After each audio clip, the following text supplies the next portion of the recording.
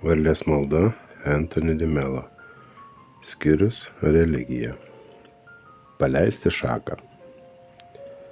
Ateistas krito nuo uolos.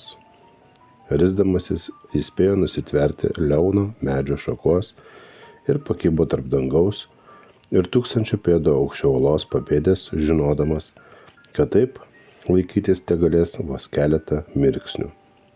Staiga į galvą jam šovė puiki mintis. Dieve, suriko jis iš visų jėgų. Tyla, niekas neatsakė. Dieve, sušuko jis darsyk. Jei tu esi, išgelbėk mane ir aš pasižadu tavim tikėti bei to paties mokyti kitus. Ir vėl tyla.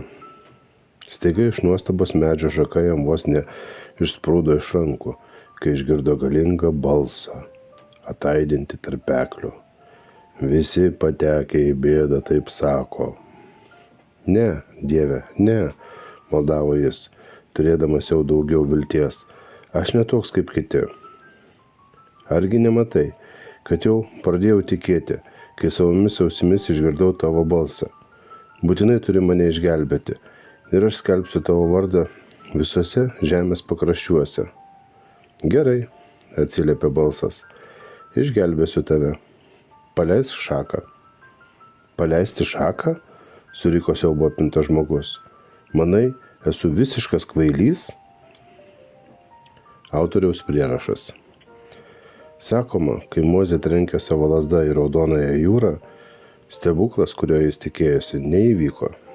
Tik tada, kai pirmasis vyras pats puolė į jūrą, bangos prasiskyrė, atverdamas žydams kelią sausuma.